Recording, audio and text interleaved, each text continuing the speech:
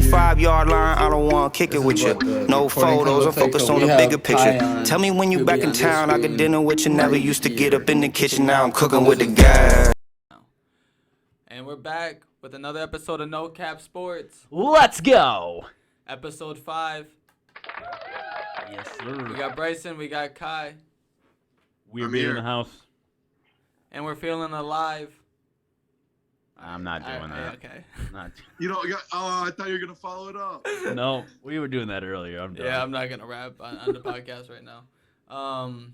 So today's episode, we got a few things to talk about. I did work a Gophers game. We got some news to break, NBA news, NFL news, some other news. Talk about some fantasy football. We actually have football next week, so we're going to talk a lot about what games are going on, and we're even going to make some predictions on the primetime games. So I like to kick off the show. So I went to the great old Minnesota State Fair last night, and I was a few beers in. It's getting towards the end of the night. I've been walking the whole entire day. If you ever been to the state fair, or ever been to the state fair in your state, you could probably know that you walk around and eat crappy food and drink beer all day. So it's like not like the greatest mixture. So you're getting tired, you're messed up. Kind of beer. I drank the Summit on the Stick. I drank Michelin Goldens. Dude, McGolden is one of the beers that Minnesotans don't appreciate enough, dude, because Minnesota's like the only place that has it. Dude, yeah, it's like it's not like the most top-notch beer, but it's like a great option. Like when you go up there and you're like, you don't really know what you want, you're like, you know what? I like it. Yeah, I'm like, it's Dude, a solid choice every time. Yeah, for like a crushing light beer, dude, that it's unbelievable. Like I haven't had one of those in 3 years. I'd do anything for a case right now. Wow. Okay. Anything, huh? All right. All right, I'll see you after the show. We do got a lot of access to got my that number. beer, so. But yeah, then I had a cotton candy beer or whatever. Whoa. Pause. That sounds I what said color was pause. I was fucking curious, all right? It's a state fair. You try weird shit. Curious. Oh. Let's hit the So story. so then I got up. So we went to this. We bought tickets to like the games and shit. And then I've been drunk, so I've been confident as fuck. I'm like, yo, if y'all let me get one shot, bro, I'm telling you, I'll make it. And then they're like, all right, let's get this motherfucker a shot, like at the basketball thing. And it's like a 3-point shot, like you have like at an NBA range kind of three that you have to hit at the state fair. reality, they just wanted to get this drunk ass kid out of their fucking court. Dude, so then we went up, we bought the thing, and like my drunk ass, I tried hitting a dribble move, and I tried catching it between my leg, and then I was too drunk, and my hand-eye coordination wasn't able to catch it with my hand, and the ball just flew, and it hit my homie's girl in the face. Oh, no. No, it did not. I swear to God. and then I grabbed the ball. My drunk ass pops up to the line. I shot that mug, and I straight up splashed nothing but net. Oh no! And then I got the bear and I gave it to her daughter. I would have kept the bear. So yeah, that's what happened last night. So I mean, I hit her in the face, right in the nose with the basketball on accident. How old was she? Was she cute though? She's 30. It's my friend's girl, so I'm just gonna like. She's 30. I'm gonna be respectful.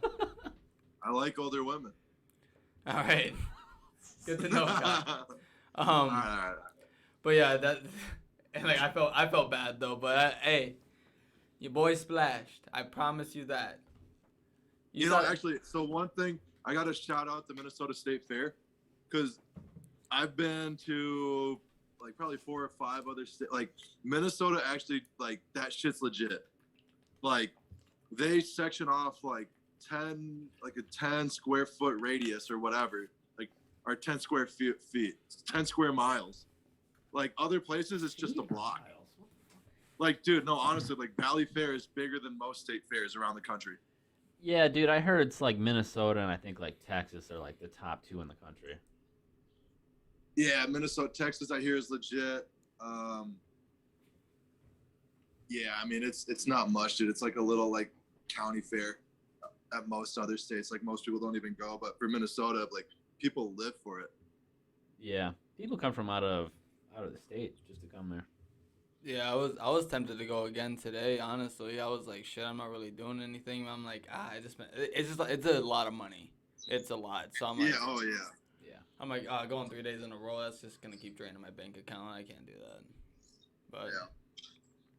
especially when you keep buying beer and then you fucking taking shot like Here shots, definitely adds up. playing games, going on rides. I went on the spinny shit. I was freaking out. I was like screaming. Oh, I couldn't go on no spitty shit Dude, if I I'm was drinking. drunk. Yeah, no, I'm not doing that.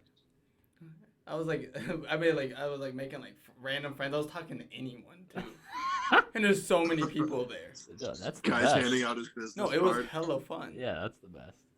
I had a good ass Dude, time. I was Have like, you ever gone on that UFO spinny thing? Yeah, that's what I was. Yeah, that's what I was on. That was the one, dude. Those are nuts. Dude, I was freaking out. I was like wiping off tears. The girl that was next to me, she's like, you're all right. I'm like, I feel like I just got more drunk. Like, I feel like I was about to puke too. What do you mean I'm all right? What you gonna tell me? But Hey, sometimes you just gotta hit the reset button. Ain't nothing wrong with that. yeah, bro. I mean, Facts. I made it through the night. And bro, That's all that matters. oh, one more quick story too. Like in the haunted house at the state fair, bro. We were like running we were running right, and like it was dark as fuck in there. Like it was really scary. And I just screamed, "Oh my gosh, run!" And then like these girls in front of us looked back with straight horror and were screaming and started freaking out and just bolted. Dude, I would have bolted out of there too. Dude, you couldn't see shit, like pitch black. But Yeah, I don't like haunted houses. yeah, that was a good time. But speaking of Minnesota, there was another big event. The Gophers hosted a primetime game against Ohio State. I work for the Gophers, so I watched the game from the sideline. And dude, I've never seen this many scouts. I saw Rick Spielman was literally right next to me. I had a picture on my Snapchat story of him being in front of me. And like I just like looked at him, we made eye contact, and I'm like, "Oh, hey, how you doing, Rick?" And this dude's just taking notes on all the players. Like it was a cool thing to see. It was a big time game. My overall takeaways from the game is that the Gophers for 2.5 quarters were outperforming Ohio State. They looked really good. They showed that they were like a veteran team. They let the game get away from them. Like PJ Fleck is kind of still old school football caller. Like he likes to run the ball, keep it safe. His clock management could be a little bit better. He could be a little bit more aggressive end of quarter kind of situations. I think like dude, you're playing Ohio State. If you get an edge and get up. And Yeah. and like my job there is to take care of the Big Ten officials. So like it's kind of cool to talk to them. And like I had to do things like, hey, if we win, like the fans are gonna rush the field. We have to have like an exit plan and yada yada. So it's like it's a cool experience. Overall, it was a wet, slushy game. It got away from the Gophers at the end. And then Mo Ibrahim, he looked like he had a bad injury and he's out for the year. Tragic. Did they say what that injury was? I didn't like read into it. I think I saw Achilles, but I'm not positive. I was gonna, cause I was watching that here, cause I saw it was so close. The way, cause it was I won't say non-contact, but like if you look at the replay, the way his leg, like it looked like a whole muscle throughout his whole leg just like snapped, and like it just reminded me a lot of what Kevin Durant's leg looked like in the finals when he tore his Achilles. So instantly, like, because it wasn't a twist of the knee, it wasn't his foot got stuck or anything. He was just fighting to get back to the line of scrimmage, I'm pretty sure, and it just looked like his whole leg, just like a muscle through it, just like popped. Yeah, and it's just unfortunate because it was a soggy field. It's just and like we were so focused on the run. I don't know why we don't try like because Amin Bell was not playing, so like Tanner Mulgren like really just had D Wright to throw to, and like now they're like, all right, let's just lean everything on the run game and Mo Ibrahim, and like that's the thing that kind of happens. It's not probably the wrong approach, but it's also like sometimes it's football. Like it's progressive passing league. You got to be a little bit more aggressive if you're playing an aggressive team like Ohio State. That's like my main takeaway from it. Like the Gophers look like they're gonna have a good year. I would probably project like a 8-win, 9-win year on the higher end of things, but like maybe without Mo, it could be a little bit less than that. But I don't know. It was a lot of fun. I don't know this. What year is Mo? Does he still have a red shirt available? That's what I was wondering earlier. He was a freshman, I believe, in 2019 when I worked with them last. Oh, wow. So he's technically a sophomore still because everyone gets that 3-year eligibility. But I don't know if he was there a year prior to that. Gotcha. I'm not positive because I So He's a senior. okay. does he have a red shirt already? No, so he could redshirt this year and come back. Yeah, I suppose you get a medical red shirt too. But for me, I'm thinking more like that guy was going to be arguably potentially like a first-round draft pick. Yeah, probably for sure day 2. First day or two, yeah. I mean, he could still just go ahead and get the bag, but He'd probably still be dude, day 2 right now. I don't, dude. The Achilles is like that's tough, man. If it is the Achilles, what if you don't bounce back, that's the though? death sentence. We'll see, man. Running back's the one position in all the sports where like it's not, like you need your Achilles. That's crazy. He had 163 yards, 2 touchdowns, and 5.4 yards per carry in that game too. He was eating. He still had like a quarter and a half to go when he got hurt. So it's like, Yeah. that shit sucks. Yeah. Dang, dude, I didn't know he had 1,100 in 2018. I did not know that either. Yeah, dude, he's been eating his whole career. This would have been It was just the gonna cherry be on the top. him and Brees Hall, man, 2 best running backs in college football, and now Brees Hall didn't look great. So if he's able to come back from this injury, some NFL team's gonna get a steal in the draft because he's probably gonna drop to like the 4th or 5th round if he goes out this year. But if he does play another year, he'll probably improve his stock. But Yeah. if he does declare like this year for the draft, I'll take a chance, though. I'm just saying, like, someone could get a big steal in the 4th or 5th round. Yeah, I was going to say, like, 5th, day 3 type thing. Yeah. I'd do it. That's And a then- Belichick move right there. It's hard with the NIL though. Like you might make more money, honestly, spending one more year in college. Yeah, I mean, just improve that draft stock. I mean, rookie The contract. draft is stock, based but he off might that. just get paid more. True. Yeah. I mean, if he was in a bigger market like that, it would benefit him more. But it's still like he still could get something over here. Look at that Ohio State quarterback, man. The guy hasn't even played a snap yet. Yeah, and I was about to get speaking of that, going into other news, working at that game, one of the rules was for like mask regulation or like for like COVID is you don't need to wear a mask outside when you're outside in the arena, but if you're on the concourse inside or inside the building, you have to wear a mask. So one thing that came out in the news is that college coaches are uneasy about COVID testing after week 1 because like dude, I'm literally standing right by the Ohio State bench. Like I was right next to Olave, Garrett. Like I was right next to the quarterback. Like I could touch them. Like they were like dancing by me. Like Yeah. so like some fucking dude like me, if I had like COVID, and then I'm like right next to them, these dudes are all right by me. Yeah, they say outside it doesn't spread more. It's like it could have easily been like contracted that way. So you had a chance to take out Ohio State, is what you're telling me. And Well, you didn't do it. I might have helped out whoever they're playing next week. Wow. I'm Go just for the playing. knee, go I have for no the idea. knee. I just play. But know what I mean? Like Yeah. it's so like I think coaches like in general just like oh shit like these like we sold out like it was like 50,000 plus fans were in the stands. Yeah. So it's like yeah a lot of players potentially could be exposed. How were they when they were inside? Because I mean they were literally going to a locker room just like on top of each other and like they're gonna be around employees on the inside too. It's like you're doing a lot of interaction and movement and traveling and you're going next to a bunch of people. Like outside, dude, of the stadium, crowds everywhere. Oh, yeah. And they obviously don't gotta wear masks outside, so like I mean, I don't know. Just something to keep an eye on this that we will see like what happens with the testing.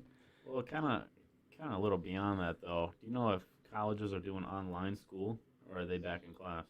I think both. Both? They're back in class. Yeah, I think it's both. But Oh, that I'm could Yeah, pretty be. you sure can do they're either back. option. That's a lot of exposure as well, depending on how they handle that. They might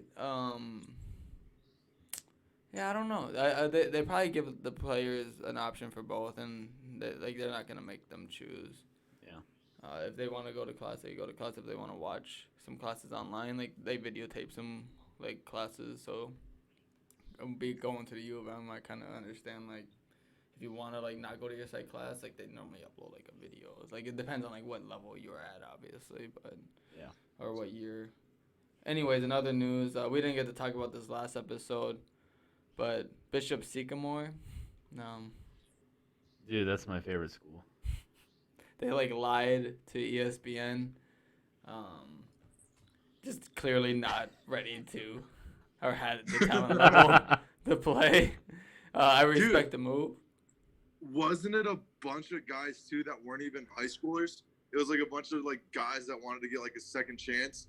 Dude, I honestly, I don't even know the full story. I've heard like two different things. I've heard these were like 30-year-old men like just messing around thinking they could bully these little kids, and then I've heard like this is a legit like online school, but the football team is like a club league, and this was like their second game of the year or whatever. They played like 2 days before.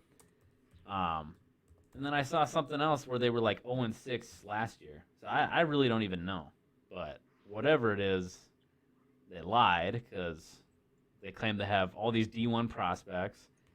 The names and the numbers weren't matching up. They didn't have names, and I don't know.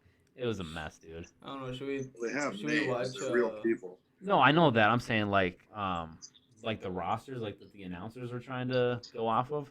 Here, Like shit wasn't matching up. New information coming. Hold on. So this is a player speaking about the situation. To light this afternoon about the mysterious high school football team we told you about yesterday, Bishop Sycamore. The team claiming to be based in Ohio lost in front of an ESPN audience Sunday. Final score 44-0 to a team from third Florida. quarter. Now we can tell you they have fired Looks like their head Armstrong. coach. Roy Johnson was fired for not keeping track of injuries. You're giving us and too for much misleading credit. a marketing team. Is that Quinn Frizzell? Today, a former player of Bishop Sycamore told No, his story to Kevin Landers of our sister station in Columbus. Aaron Boyd recalls this pitch he got from coaches to leave Cincinnati and play high school football in Columbus. When we first moved in, they told us that we didn't have our facility built yet, so we were staying in a hotel in Delaware, Ohio. So we were staying there. We all thought we were just waiting for our dorms. No dorms were built because this was an online school, and there was no money or food, he said. So the then 15-year-old says he and other players did what they had to do. Dine and dash, like take food from grocery stores, all that. Like many players his age, he dreamed of playing against IMG, a high school football powerhouse that was featured last weekend on ESPN against the newest version of Christians of Faith Academy, now called Bishop Sycamore. But his year, he never played against IMG. It's because we wasn't a real school. And he said there was little emphasis on education. We wasn't going to school. I wanted to actually come and go to a real school. Like, it got to a point, like, we wasn't going to school, and, like, I thought it was cool at first. And then, like, it was like, man, like, what am I doing? Like, as for kids looking at going to the school now, Boyd has this message. Don't go, because it's a waste of time. Wow. So Landers was sketched. Bro, that shit is so bizarre. Dude, what the hell? So this is like, they are a real thing. They like scammed the system. And like, That coach did. yeah. He's dirty. I think, what they say, did he get And fired? then they're scamming all the players, like just like to be able to like play. Like I don't even understand that. That's just. they had to steal food to like basically survive. Yeah, dude, he was 15. Stealing from grocery stores. It's funny, but at the same time, you gotta feel bad. Yeah. He's probably like, this guy's probably sitting here recruiting, saying all these great things. Oh, we got a meal plan. You're gonna do Dude. this, and A hungry like a bunch of hungry kids, bro. It's easy to fucking mislead them or manipulate them to join something to make something seem super great like this. Like that's kind of messed up. I didn't really know. guy's like this. borderline ready to go to prison the way I see it. what It's kind of the fucked fuck? up. Scheduled to interview the actual director of the school, but says Andre Peterson never showed up for the scheduled Zoom call. Now, former head coach Roy Johnson, who we told you was fired, actually has a warrant, Betsy, out for his arrest. He's facing a civil lawsuit for alleged fraud. We've also learned Seems today that reasonable. at least 5 future opponents of Bishop Sycamore, including St. Ed's, which was scheduled for Friday, September 24th, have canceled their scheduled games. And Betsy, when you put all of this together, I would be stunned if Bishop Sycamore ever plays another football game. I don't see how that can possibly happen. I don't know how it could happen either. And of course, stuck in the middle of all this is these kids. And that's, they want to play football. I'm done hearing these news people, but yeah. That is fucked. I hope those kids can get out of whatever they signed up for and go somewhere else, because, man, that is shitty. I don't even know. Fuck that coach, dude. Yeah, that's messed up. Whoever else is involved. Well, I guess we might as well just keep reacting to some things since we're going on that list. But yeah, so Bishop Sycamore, great thing. I'll just go over this quick news. We talked about Quinn Ewers. He signs a $1.4 million deal. I don't really know all the endorsements behind it, but it's just kind of shows the impact of how college athletes can benefit from being able to do these kind of deals now.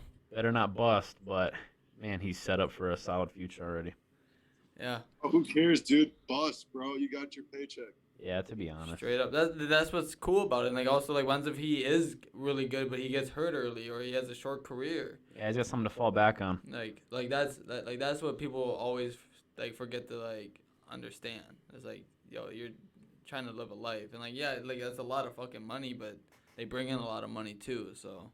Exactly. If you talk to any, because a lot of times people say, oh well, they're getting their education for free. Let's all be honest. These top guys that are getting these paychecks, they're not going to they're going to class, but dude, their education, they're not going to school for their education, dude. No. So my thing, and then you got to think about the time commitment too.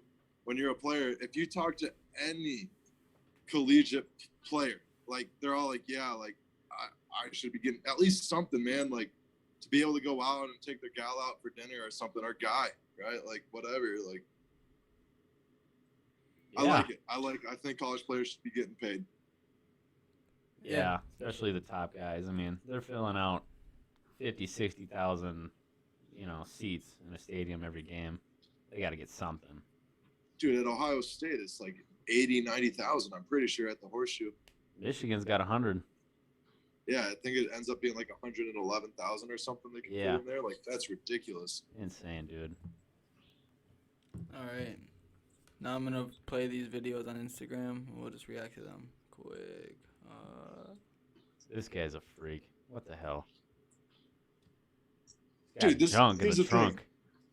Thing. Yeah, this dude's bootylicious, but this dude doesn't do anything on this play. That's what I was thinking too when I watched this shit. I'm all right, cool. He's a big ass dude, but where's the skill? Yeah. Yeah. In the play, all right, cool. You guys just showed a big ass dude get blocked. He was already 7-8 yards past the line before he even turned around. My man didn't even push the guard back. What do you mean he is a problem? Yeah, he's not a problem. Yeah, he's a problem for not getting in on the fucking play. He can't get off the ball. He needs to drop about 30 pounds. He's a problem for these old country buffets and Golden Corrals. He is getting his money worth for the whole team. Dude, he's keeping the buffet business going. Yeah. Oh man. Especially after COVID style, baby. Oh God.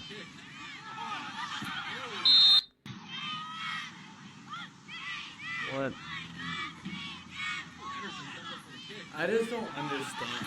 Dude, if my kid ever does something like this, I'm pulling him. You better. Oh, we're fighting. It's dude. It's why kick the ball? Just grab the ball and run it then. At that point, what? Why didn't you? Where are you? Why didn't he just? No, where is he? Why is he not even approaching the ball?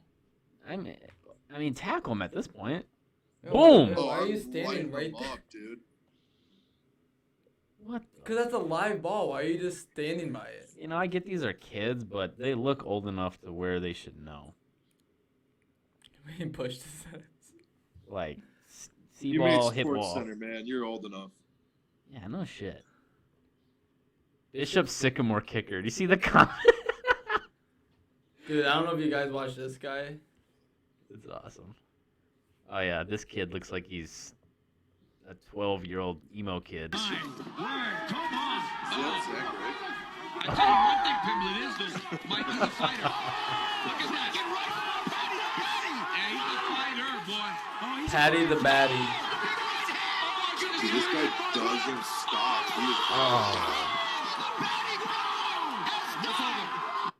He is Dude, he's kind of a freak, not gonna lie. Those are some hard hits. What did I tell you? First round knockouts, there's levels. My guy's still rocking the He's feeling it. Oh, dude. I'm a fan. How do you Yeah, like me dude. now? How's you like me now? Oh! Like where? Dude. This. I'm here to take over, lad. I'm the new cash cow. I'm the new main man on the UFC roster. I best be in the game next week, lad. That's simple. Know what I mean? I'm the new man, lad. People are going to be calling me out now. Do you know who the boy is? You're fucking right, dude. That's the next McGregor right there. Paddy, how you feeling, man? Oh, top of the world, son. Top of the world.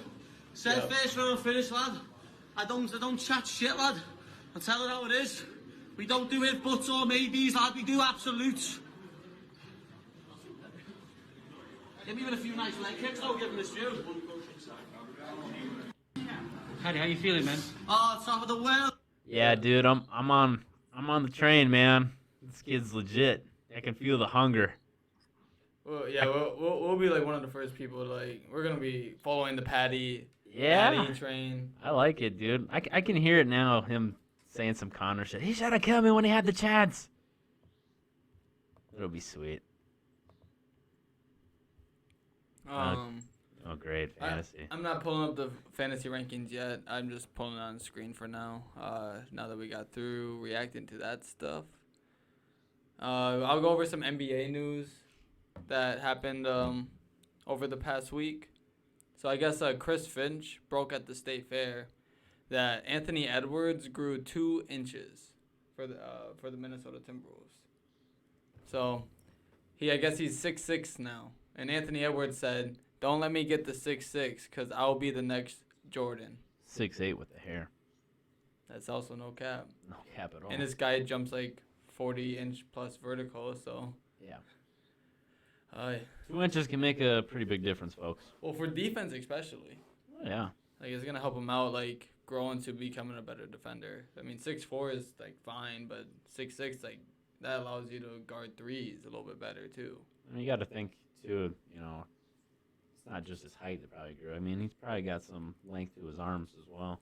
He definitely looks like in his workout videos, he looks like he's just starting to thin out, and even as like he's growing, like he's also like losing weight, so he's like thinning out a little bit too. But he's still like strong and bulky as well. Oh yeah. I guess. He's like the crazy thing for me is like, I don't know if it's more of just like cool. Like for me, it's like cool. Anthony Edwards is now like a slightly below average size shooting guard.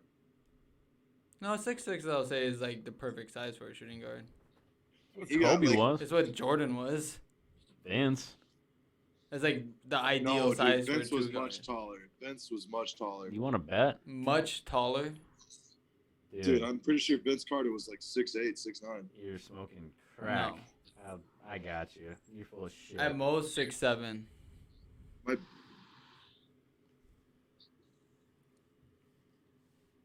6'6" on the dot.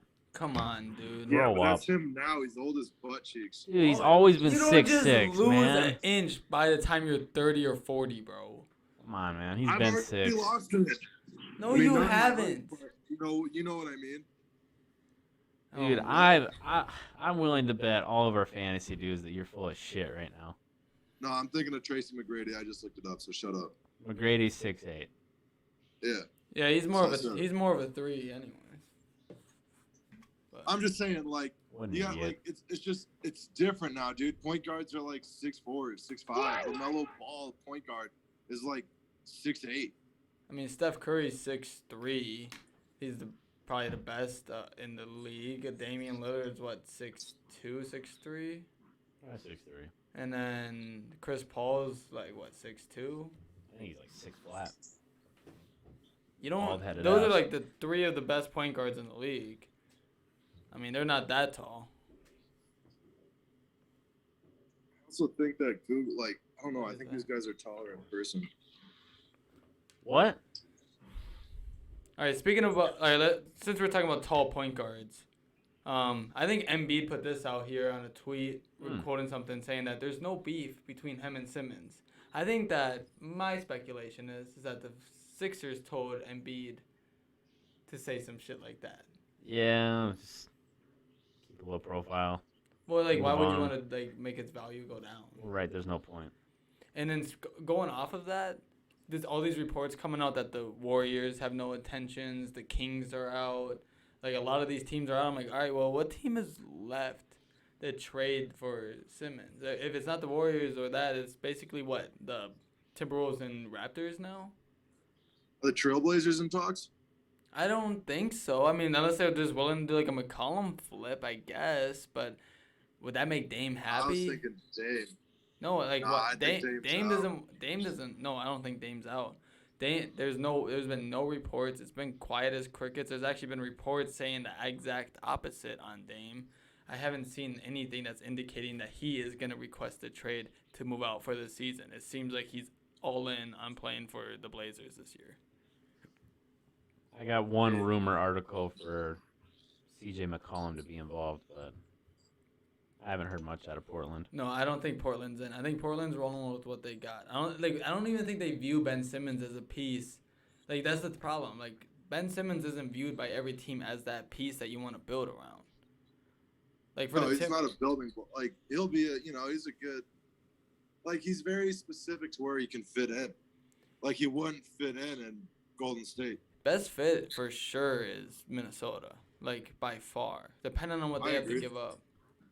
I agree. I would trade D'Lo for Ben Simmons straight up. Same, like, without a doubt. And, like, I know for a fact, based off reports, that D'Lo is on the table. The only players not on the table, according to Darren Wolfson, a credible source, is Anthony Edwards and Karl Anthony Towns.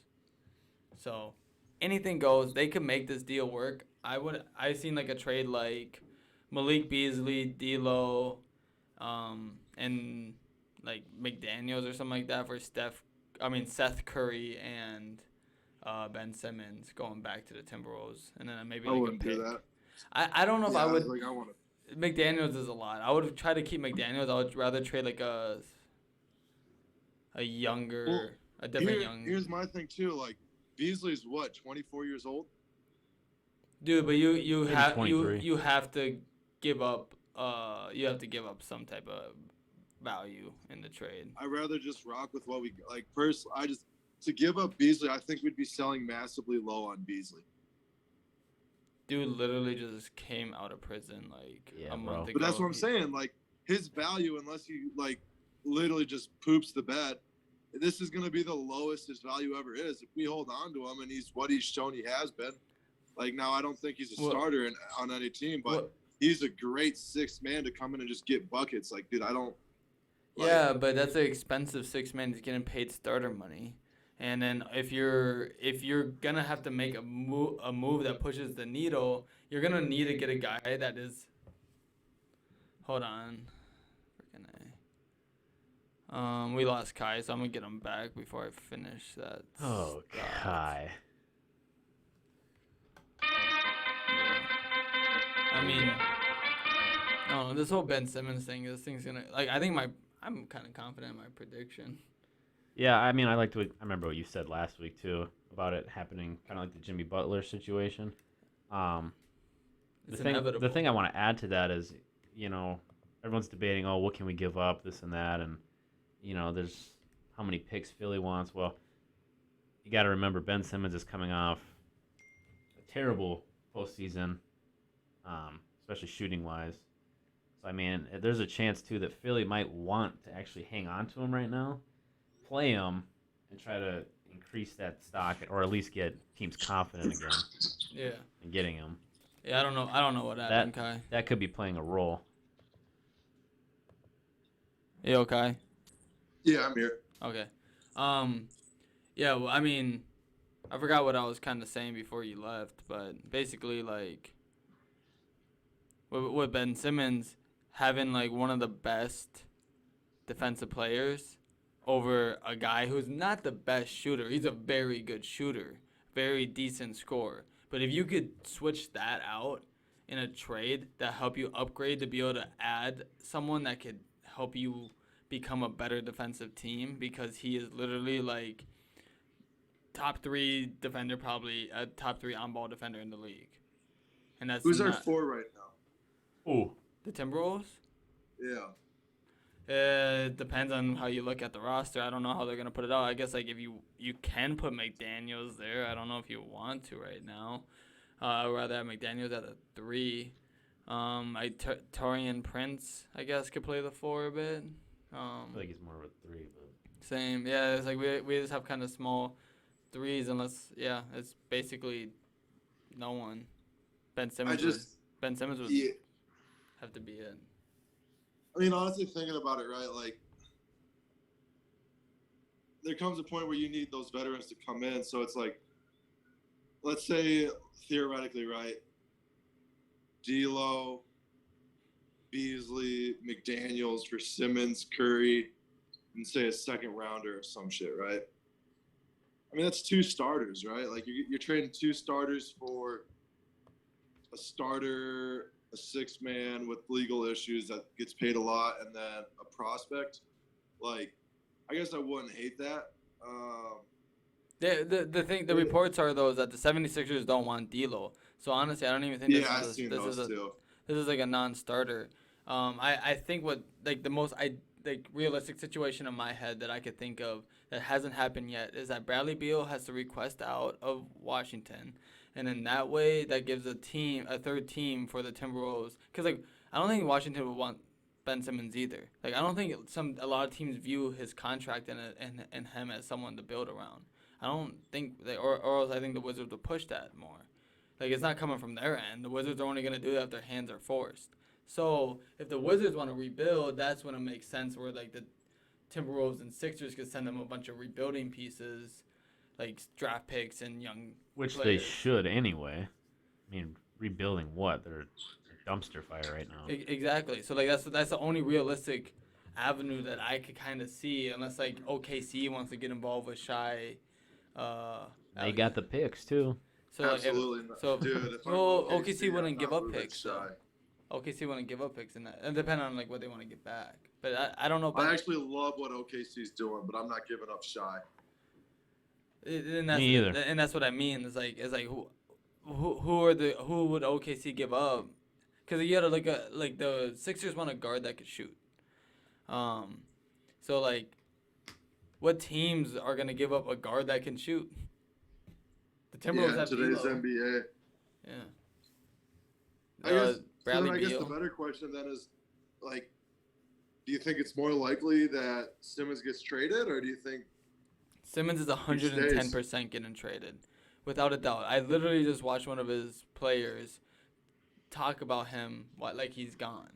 Like, he's like, yeah, he's going to be gone. He was a great player, one of the best defensive players. I mean, it sucks he's not going to be on our team. Like, they're talking about him being not on the team. The Sixers aren't trying to repair this. They know it's all written on the wall. Like, everyone knows. Yep.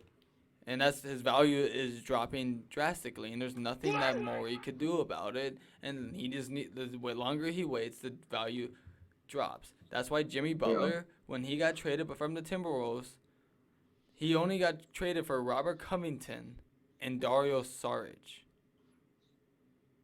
and no draft picks. Like, don't get me wrong, those are 2 solid role players, but they're not stars. You did not get anything to rebuild your future for. His contract situation is different. Jimmy was only on a 1 year, so his value wasn't as high because you had to pay him again. But still, they were able to pay him again. Yeah, he didn't work out for the Sixers, but still, that's a real-life example of how the value drops.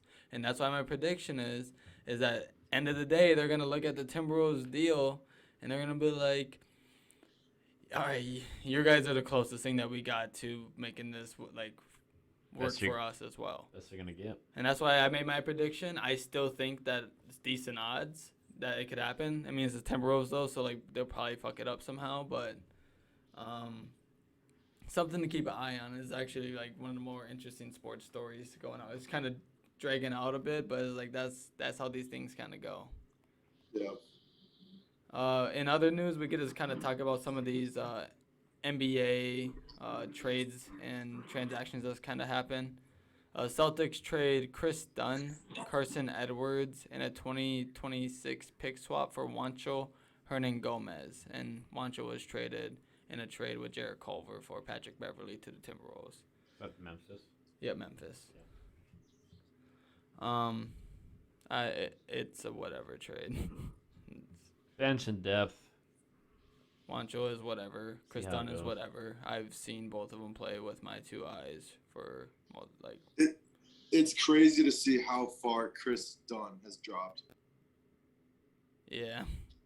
Could have been a stud, dude. It reminds me a lot of Jarrett Culver. What? Dude, that's the problem with like the NBA draft is like whenever those defensive guys kind of come, you're always like, and they're athletic and whatnot. You're like, oh wow, all they have to do is develop an offensive game, and then they just never do, and then they become a player that's just not effective enough. Like they're just you're not a ball pusher. You don't get points. Like you're not helping the squad. Like yeah, sure, maybe you're a decent defender, but even decent defenders in this league aren't good enough. Like they still get fucked up. So.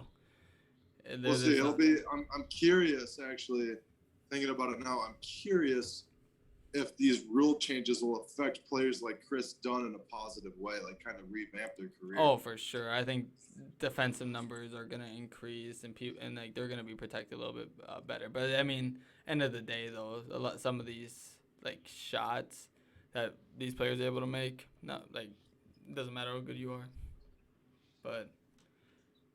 It's all effort based. In other news, Nets are reportedly to sign LaMarcus Aldridge to a 1-year, $2.6 million deal. LaMarcus retired because of, I think, of a heart problem that he was having, but I guess he got saved his life, dude. Yeah. Was that from COVID testing? No, it was just from protocols with the trade, the physicals. They found something. I forget what it was exactly, but yeah, it was like life-saving. Wow. Yeah. And then also Nets signed Paul Millsap, who I wanted the Timberwolves to get because I think that we need a 4, and he's old, but good, solid veteran. Yeah. And then reportedly Lakers are expected to sign DeAndre Jordan. If the Pistons buy him out. But yeah. Yeah. It'll happen. Well, he wasn't doing anything in Brooklyn, so. Still not bad, though. Yeah. He's old. Oops. Shooting percentage, not that he shoots, but down low was the highest of his career last year. Yeah. Well, I mean, that's because you got all these guys driving and shooting. It's like right, they're Blake all, Griffin. He's got the paint just to dunk the himself. ball. Yeah. But, I mean, that can happen in LA, too. Yeah, there's only one basketball, right? Right. So, I mean, for him, it's just collect fouls, be a rim protector, and get rebounds. Which he's always been good at, his rebounds. Yeah. Oh, my gosh. Not a bad move, especially for that price.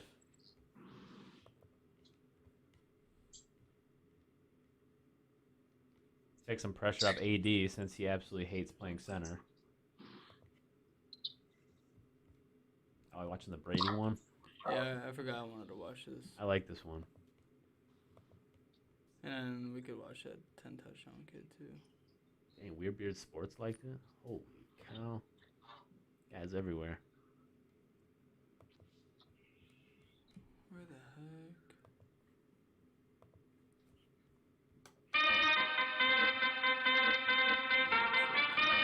Where the... I like that song. Let's do it again. Oh, that's why. Unreal. Jeez. This is so annoying. We need a new producer. Honestly. Yeah, this is awkward. This guy sucks. I mean, Unbelievable. you guys could talk about Tom Brady and how great he is. Tom Brady wins a lot of rings. His wife's hot. Makes a lot of money. Wears number 12. He wears number 12. Jeez, holy cow. Talk about Tom Brady. Just spitting facts. Wait, what number does he wear? I think the one thing about football that's changed over the years, which I think is really Can we all hard take for a someone second like to me who's played appreciate a long the time fact to that watch he is actually like, called Ocho Cinco and ran a 40 time? He's Did trying you- to improve his speed rating. Did you just talk over Tom Brady? Yeah, dude. Can you wait your turn, please? Hold the fucking phone. I gotta go back. Start that over. changed over the years. I which can't think hear is anything, really dude. hard You for guys play someone these like me who's videos and played I have a no long time audio, to so I watch. don't It's like, know. Oh, I I it's thought not you could. being taught You the can't. right You way. just see it. Like a quarterback should only Yeah. throw the ball to certain places because your receiver Well, is actually, in I can't danger of see getting anything hit. For right now. example, when I used to play against Ray Lewis, Except for your I beautiful wouldn't throw the ball face. to the middle of the I'm not sure. Oh, that's my fault. Now you can see it. Oh, I I love think the this. one thing Yeah, about beauty. football that's changed over the years, which I think is really hard can for see it someone now? like me who's played a long time to watch, is like Yeah. it's not being taught the right way. Like a quarterback should only throw the ball to certain places because your receiver is in danger of getting hit. For example, when I used to play against Ray Lewis, I wouldn't throw the ball to the middle of the field because he'd go after you and he would hit and we didn't always have the biggest receivers, but he would hit him and knock him out of the game. And now every hard hit is a penalty on the defense. So I feel like they penalize defensive players for offensive mistakes. So like if a quarterback, I was watching the Chicago Bear game, the quarterback messes up, doesn't see the blitzer, or the line screws up. I don't know what happened. But the quarterback or the line on offense, the defensive player comes in and hits him hard, and they throw a flag on the defense.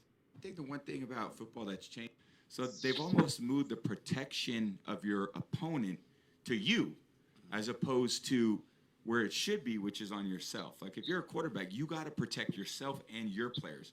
It shouldn't be the responsibility of your opponent to protect you. And I think that's it creates really bad habits for players because you feel like I can basically do anything. I could run and not slide. I can throw my receiver into any coverage and not have any repercussion for it. The only thing they're going to do is they're actually going to blame the defensive player for making a good, solid hit, and now the defensive player is going to feel like, oh, I can't do that, even though I feel like it was an offensive mistake. So in the end, I think it's a really disservice to the sport because the sport isn't being played at a high level like I believe that it once was. It actually deteriorates because you're not teaching the players the reasons and the fundamentals of what the sport should be. So they've almost. I think the one thing That's just coming from a person that's played in multiple generations. So Talking like 20 years of football, baby. I love it. Yeah, he didn't miss, dude. Like, here's my thing, right?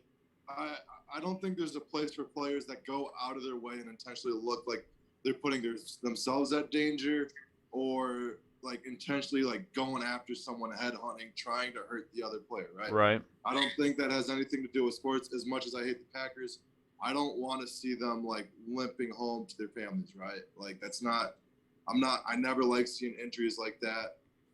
It's awful when you see the ambulance come out on the field, but everything that he said, right, on the dot, because I always think of this, right? There's a difference between Troy Polamalu and Harrison Smith. It is so frustrating as a Viking, and again, I'm biased. It's so frustrating as a Vikings fan to see Harrison Smith get ejected over just a big play. Like I don't get it. What are you supposed to do as a defensive player? yeah, and like that was a horrible call. Like I know what you're talking about from last year. Like those are really, really like not fair calls because like a player going over the middle, a tight end lowers his head. Harrison Smith already left his feet. What does he do if he doesn't hit and he lets the tight end just smash into him? Now he's at risk of getting hurt. So it's like you have to hit back what they're giving. Like if the tight end's putting his fucking head down, what are you supposed to do? Just absorb that? No. That's a lot. Again, these are freaks of nature. These are like the 0.01% of athletes in the world playing in the NFL. That's a split-second reaction. Like that's ridiculous to expect a defensive player to be able to make the adjustment. Again, if they're head hunting, if they're leaving their feet, not spreading their arms, not making a football play, and it looks like they're trying to hurt the other individual, yeah, throw them out. There's no place in sports for that. But Harrison Smith isn't a dirty player. No. As a defensive player, especially in the secondary, you're taught at a young age, like if you can't deflect the ball or pick the ball off, you hit that dude as hard as you can and try and dislodge that ball. Yep. Like, you get taught that in Pee-wees. Come on now. That's facts. Well, in other news, I guess there's this Ren Heffley, who broke a FCS record of 10 touchdowns in a single game. The final score was 84-43, and sponsored by Sunbelt Rentals. Wow. He's a redshirt sophomore, by the way. Achilles tire, strong move of the game right here. You see a touchdown pass from Guy looks like Archie Red Manning. Heffley. Achilles tire, strong move of the game right here. You see a touchdown pass. Young man right there, Red Heffley, our Sunbelt Rentals star of the game, 38 of 50 for 538 yards and a record 10 touchdowns in this game for Presbyterian. Young man right there. Oh, they only show one of the touchdowns. Great. Wow. I don't care if it's FCS or whatever. 10 touchdowns in a Division I football game is ridiculous. Yep. The kid has got to be on a scout's radar. I'm not saying he's a top prospect, but he's got to have someone's attention right now. That's insane. Yep. Good for him. He looks good up there, too. I watched some of the highlights, dude. He looks comfortable. Like, he knows what he's doing. He looks legit. Trey Lance played FCS. Now look at him. Yeah, Absolutely. I mean, Carson Wentz. Starting quarterback of the Colts. Yeah. That's the thing, right? Everyone wants to, like, and that's the thing that I see. Everyone wants to say FCS, this and that, but you play the team that lines up across from you every week. You don't get to choose that. Yep. So, good for him, man. That's awesome. Hey, 10 touchdowns. If you're hitting double digits and touchdowns in a game, that is insane. I don't see many that are going to catch full that. Season. I say we keep our eyes on him throughout the year. That's kind of fun. Yeah. I'm a fan. And he's number 12. Who else is number 12? Tom Brady. Oh, is he? Yeah. Crazy. I bet you didn't know that.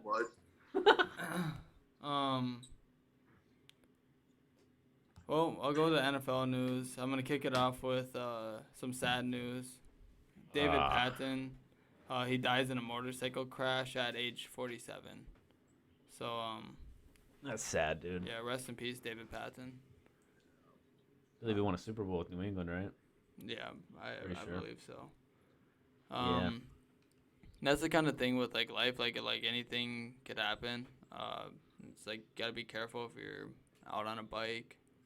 I mean, this life though, anything like that could happen. It's unfortunate. Is that all we know to the story? He's just his motorcycle. That's what the headline was. It was just a motorcycle crash. I don't know Details. The details. I don't know if anything was involved or if he was at fault or if someone hit him. I didn't look into it, but more so just wanted to bring the news up, just to say rest in peace. Yeah, man. I took him on Madden a few times. Free agent. He was fun. Yeah, he had a good career, from both playing and coaching standpoint. So, and then in some NFL transaction news, Minnesota trades for Chris Herndon, and a 6th-round pick for a 4th. So Irv Smith was out for the year with a meniscus. He could be back like around late playoffs, but that's a stretch in itself. So they got some depth with Chris Herndon, who has a decent amount of potential. We'll see. He's had 5 touchdowns before. He's been on the Jets. Jets have a horrible system. I was just going to say, that's the thing. I feel like we haven't seen the real Chris Herndon in the NFL yet. Put him in a real system that uses actual tight ends to their full extent, and he might be able to flourish. I mean, we already have Tyler Conklin, and he's already slept on the league. And I think that isn't he banged up right now? He's healthy now. He had a hamstring little issue before, but he's been practicing and he's been back. So good. Well, I'm assuming they use multiple tight ends, obviously, especially with your main guy out. But do you want to make a prediction on who might take over the tight end 1 role? It's gonna be Conklin. Conklin? Yeah, it's 100. Like I don't even think Herndon's gonna even scratch number 1 over Conklin. Okay. That's just my prediction. That's coming from what I take. I watch a lot of training camp and like I don't go to training camp, but I watch a lot of like people that like podcasts about them talking about training camp, what they see, what they've heard, and like Conklin's looked really, really good in camp. Irv Smith looked even more like better. Like they're saying like Irv Smith looked like probably like the number 2 or 3 best offensive weapon on the field whenever he's been out there, and that's saying a lot when you're talking about guys from Justin Jefferson, Dalvin Cook, Adam Thielen, and even Madison. And I don't want to talk about it, man. I was banking on Irv Smith to break out this year for my dynasty leagues, and I am now relying on Zach Ertz. So Yikes. It is what it is. Man, you suck at fantasy. All right, I'm gonna keep it moving. Take my advice. I'm gonna keep it moving with these transactions. Patriots are still open to trading Stephen Gilmore, who's on the POP list for at least 6 weeks of the season. I think that if they want to really compete this year, they should probably keep him. But I'd keep him. That's just my take on it. Kai? They don't want to compete. They just cut Cam Newton. Yeah, all right, we'll keep it moving. LOL. No, I mean, I like Cam Newton, but Mac Jones definitely outperformed him and won that job. Dude, I read a report, or actually my buddies told me, but I think I looked it up afterwards too. They said that Mac was actually teaching Cam the playbook, and that he was like 3 packages ahead of him. I don't believe that for us. Like, I don't know. I get that's the narrative they're gonna want to come out of camp because like. Let's think about it though. Why get rid of Cam, unless that really is a thing? Otherwise, I don't see why you get rid of him. No, because Mac Jones won the job. I understand that, but why not keep him as a backup, especially because with the have COVID? Brian Hoyer at a cheaper rate. Oh God, Brian Hoyer's buns, dude. It doesn't matter. And here's the other thing too. I think as much as people want to bash on Belichick, I think they wanted to give Cam the opportunity to go where he wanted to go. They literally said that a general can't be in the same locker room as a general because that means that's just going to divide the locker room potentially. Because there's going to be guys that are fans of Cam Newton over Mac Jones in the locker room. That's just a fact. I say New York Giants, get on the phone. No, he already signed with Dallas, I'm pretty sure. Oh. Cam. He's not going to Dallas. No, they signed Will Grier. I said Cam to New York. I thought I'll have to look. It was a rumor. But, gotcha. But the other thing that I think about too is I think they changed the playbook. That could be it too.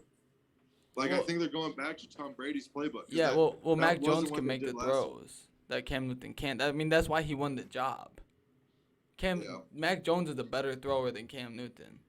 Like, if you don't want to believe that, then you weren't watching tape. Like, you just weren't looking at what we're looking at. Is Cam Newton dynamic? Yes. Like, he can still run and get touchdowns rushing wise. He almost led I'm pretty sure he was top 5 in rushing touchdowns last year.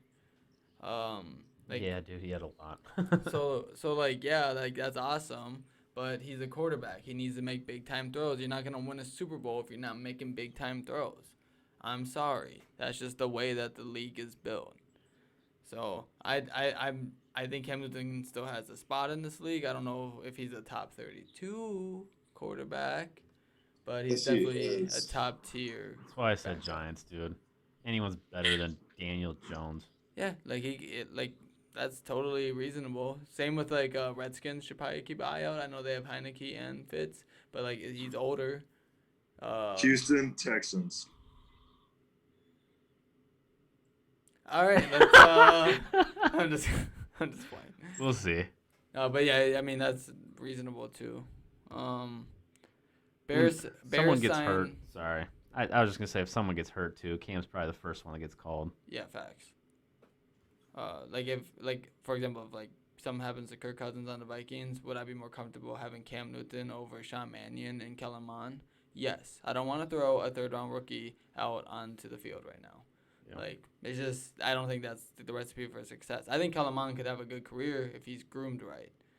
But throwing him out to the wolves and expecting him to progress that quick, That's playing with fire. Anyways, in other news, Bears signed Brashard Perryman, who got cut by the Lions, which I don't know why the Lions would cut him. I feel like they could probably use that depth. Josh Norman signs with the 49ers. Raiders are signing KJ Wright this late in free agency, like 2 weeks before the season. Malcolm Butler retires.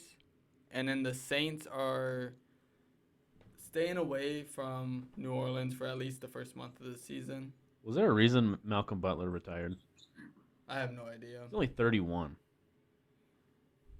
feel like he still got it. I think that he was supposed to be like the replacement for Patrick Peterson too. In a sense. Ooh. Time to air it out there in Arizona. Yeah. That'll be fun. Oh yeah, maybe I should adjust some of my fantasy rankings. No cap, baby. David Bakatari, whatever the fuck him. He's a Packer. Who cares? He's out on the POP for 6 weeks. So go Pack, go. Ravens extend Mark Andrews 4 years, $56 million deal. And this is low-key. Deals like this is stuff that if you're a real fantasy player, you got to watch for these kind of things because it matters. Mm-hmm. Like, players getting big contracts, that matters for situations and security of that player. It's big for fantasy, not just like, oh, they're just making a lot of money. Like, Mark Andrews is going to be a staple top 10 tight end for years to come. So yeah, I think he's borderline on that top 5 area. Yeah, for sure, 100%. And then I guess we could just talk about our predictions then for the games, and then get into fantasy football. As we're an hour into the show. What do you want to do? You want to do the primetime games? Yeah, let's do the primetime predictions. So Thursday night, Sunday night, Monday night games. We'll start with Thursday. We got, oh Christ, where'd it go? Thursday's Cowboys. Dallas and the Bucks. In Tampa. In Tampa. I mean, I think I know everyone's prediction, but give me Tampa. I'll go Tampa. They're not losing at home after a Super Bowl. Dude, so this is where. Oh, fuck. Here we go. No, like for me, I'm just Dallas is one of the teams I'm curious about. Yeah, like boys. I think they'll be really like as much as I hate Cowboys. I think they're a curious team to watch with Dak coming back. Obviously, CeeDee Lamb taking the next step, Ezekiel Elliott, like with the big like Dak. Yeah, I'm gonna go Tampa. Though okay. I would not be surprised if the Cowboys win that game. Yeah, I mean the Cowboys have the talent to do it. I just think that they're gonna get off to a rough start. They're gonna get out coached. Offensively, the talent's there. Defensively, Brady's gonna destroy them. And their coach sucks, like so bad. The Cowboys coach is probably one of the bottom of the league. But yeah, I just don't think it's fair to put any pressure on Dak right now. I say we just wait. Yeah, we got to see how Zeke looks and everything. The coach is what, McCarthy? Yep. Still? Yeah, garbage. McCarthy got carried by Aaron Rodgers. Yeah. Aaron Rodgers carries everybody. Sunday night game, we got the Chicago Bears flying out to L.A. to face the Rams. Oh, that's an easy choice, too. Rams, Matthew Stafford's going to get it done against his former rival. What you got, Kai? Bear down. You got the Bears? Big game from David. Yeah, bear down, man. Big game from David Montgomery, 2 touchdowns. Dude, that old line touchdowns? against that D line. Are you okay? Donald's about 2 to tutties. Listen, dude, 2 tutties. I already said I'm riding with the Rams to the Super Bowl, and I love Stafford, so you know I'm going Rams. I just think the Rams are overall a way better team than the Bears. The score is going to end up being 14-13, but I don't know, dude. I think the Rams could potentially the Bears defense is not as good as it was when it was 2018. Like they have regressed quite a bit. So everyone keeps talking about them like they're this top tier defense, but they're like kind of more middle of the pack, back into the top 10 now. So I don't know. Like their secondary is not great. It's decent. Like Eddie Jackson's still good, but they're down. All right. You got Rams too? Yep.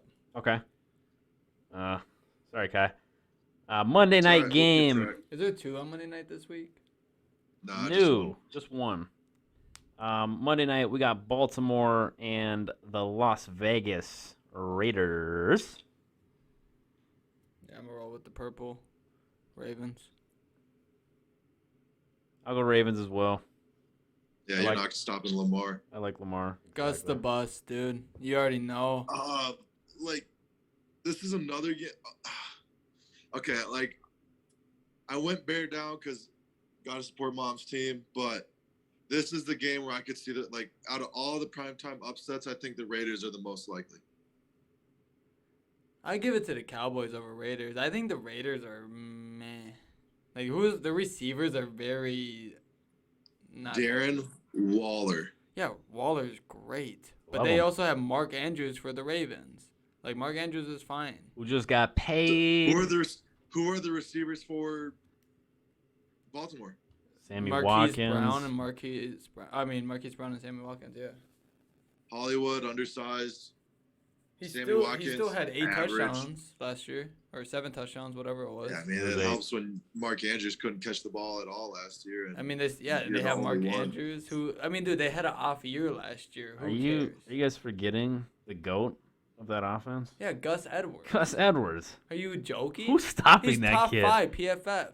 Facts. He has 700 yards last year and 7 touchdowns, and he's the number 1 back. He's already been good and effective in the league. Le'Veon Bell is going to be signed by the Ravens. He's not starting. God, I Le'Veon hope Bell so. will be the 3rd stringer then. He'll work his Second way in. string. He might work up the 2nd string, but he would not become the starter. I say 2nd and 3rd down back, if it happens. So wait, did we all have Baltimore, or did Kai pick the Raiders? He said that No, he's picking Baltimore. I said Baltimore. Okay. So The thing is I got I think the people, not the people, the Raiders just, I think they'll, and by surprise, I think everyone's expecting the Raiders to go like 3-14 or whatever it is this year. But I think they'll be a 500 team. No, I mean, that's what I expect them to kind of be, as a 500 team. It's kind of weird because you can't go 500. Yeah, true. Okay, yeah, math is hard, but Idiot. stupid idiot.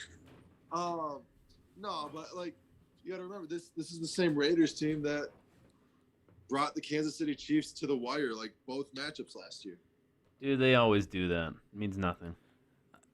Derek Carr is a solid QB. He's like one of the top ranked quarterbacks in the final 4 minutes. Who knows, man? Brian Edwards and Henry Ruggs. This might be both of their breakouts too.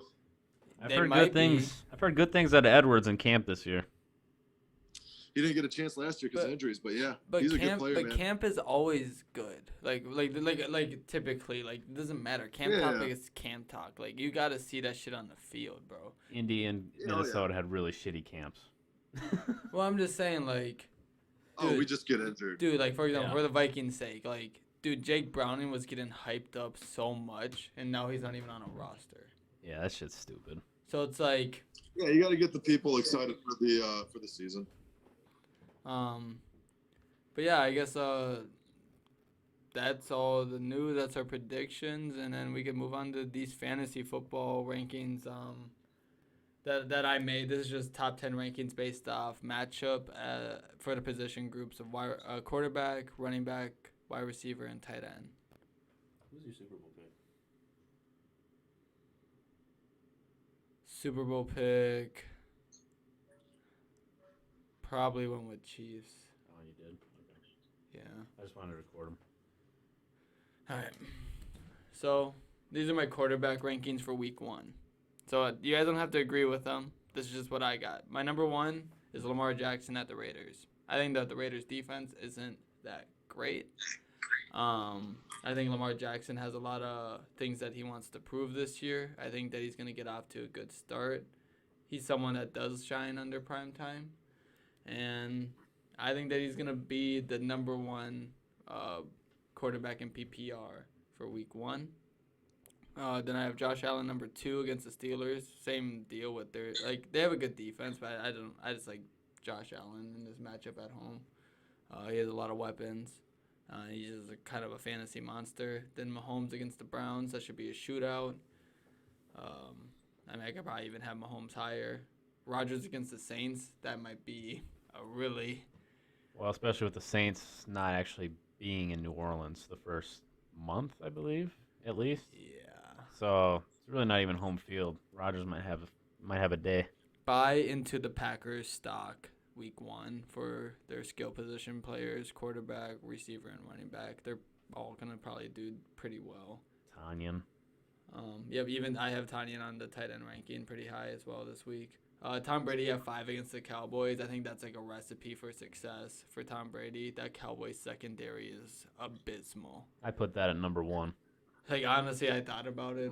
I just thought it was too bold. Because, like, Tom Brady could get, if they get up early, they might take it pretty, like, casual. Or they might just run the clock out and run the ball. They have a lot of running backs to do that with. Kyler Murray at the Titans. Anyone that can rush for touchdowns always has higher upside in fantasy.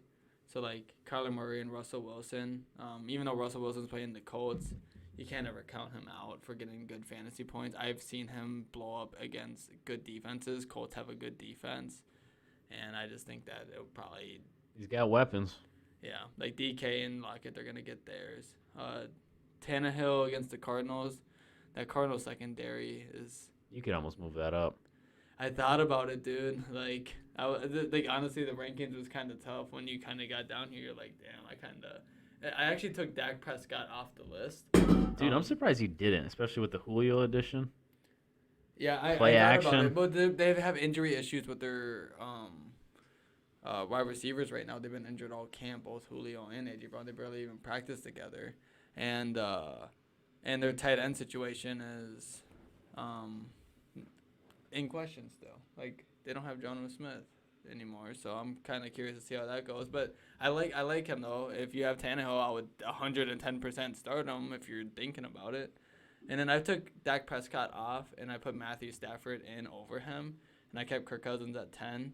So I like Matthew Stafford this week against the Bears. He's played against the Bears plenty of times, and now he's going to be on a team that has a solid O-line, decent run game, and even though they don't have Cam Akers, sorry Kai, and and good receiver options. Tough. And the Bears defense, like I said, they're decent front seven, but the back end is very vulnerable. Like, they could easily be attacked back there. And then Kirk Cousins against the Bengals. Trey Waynes isn't playing. They have Eli Apple starting. If you think Eli Apple is stopping Justin Jefferson, geez, you have to get a reality check because Kirk Cousins might snap week 1. Eli Apple's in Cincy? I didn't even know that. Yeah. They signed Trey Waynes to like a $14 million contract, and he hasn't even played a game for them. And he's going to miss week 1. I don't have a problem with your list. Some matchups are just god-awful, I feel like. It could be ugly. Yeah, like I could definitely see some of these guys outperforming. Like, I could see Ryan Tannehill being number 1. Yeah. Like, easily. I was going to say, I don't know, dude. I think Kyler should be in the top 2. I really did think about it because Titan defense is kind of ass, but then I don't know, they dude. lost I don't a ton like of players, dude. I don't like their coach, dude. Like, the Cardinals coach. I think that he fucks it all up all the time, and like, it doesn't put his team in the best chance like to succeed. And it's not always Kyler's fault. He doesn't, but it's good for fantasy. Yeah, I don't know. We'll see. I'm buying stock into Jackson and Allen this week just because I think that they're gonna be in the top 3 almost every week. And their matchups are pretty decent. I'm curious. I mean, the Steelers and the Bills, man, that's a pretty. I mean, shit. I mean, very hard nosed. Who would you guys put number 1? I said Brady. I say Lamar. You say Lamar 2, Kai, and then you say Brady? Yeah. Yeah, like with Lamar, you got, and kind of what you mentioned earlier with Mark Andrews, but it's a contract year for Lamar. Like, and they didn't know if they wanted to pay him or not. They still don't. So it's like, I think he's got a ton of shit to prove and a massive chip on his shoulder. And it's like, it's the same thing as when he came into the NFL. when he got to start for a full season, chip on his shoulder, he broke every single rushing quarterback record ever in a season, right? MVP. So I think this is going to be a great year for Lamar. I think Lamar every single week in and week out, bearing injuries, will be in the top 3. And then something that is always to take into consideration, he's a running quarterback. His top rusher is out for the year. Lamar Jackson gets rushing touchdowns. If quarterbacks get rushing touchdowns, you get more points for that in fantasy. So it just adds to the point total. So just expect him to have a lot of rushing touchdowns this year with passing touchdowns because he gets both. Yeah, I guess I like your top 3. I would just probably go Lamar, Patty, and then Kyler. I don't disagree. But also I could see Aaron Rodgers coming out punching everyone in the face too. As much as I know you don't like the guy. My dream scenario is Rodgers just wants to collect his paycheck, so his first 2 passes are straight to a cornerback. A corner? Yes, you heard me correctly. Yeah, you're dreaming. All right, I'm moving on to running backs. All right, number 1, I got Dalvin Cook at Bengals. Yes, I'm biased. But I think Dalvin Cook is ready to eat, man. The only reason why I have him over McCaffrey against an extremely good matchup at home is because McCaffrey's coming off an injury, and I think that I don't know if he's going to come off slow. I don't trust Sam Darnold. I would buy more stock into Cook this week if you're doing like a DraftKings or something like that. I just like Dalvin. And McCaffrey's going to be more expensive. Then Derrick Henry. I have Austin Eckler really high because I think Austin Eckler is going to have an extremely good year if healthy. He's just a PPR god. Nick Chubb. Do not like that matchup versus the Washington football team, though. Yeah, that's tough. Yeah, but I look at it as he's going to get a lot of catching opportunities. So PPR-wise, I think that either way, he's going to hit that around 16 to 20 points just based off pure, I think he could have 10 receptions type of game. There might be short ones, but I think he could have 10 and maybe sneak in a touchdown. It's a good defense, though. Washington football team is really good defense. I had him ranked, I think, in my top. Oh, no, I didn't. I'm probably not in my top 5 this week, but stream him if you want to. Herbert's prone to make mistakes too. He's still a young player. So Nick Chubb against the Chiefs.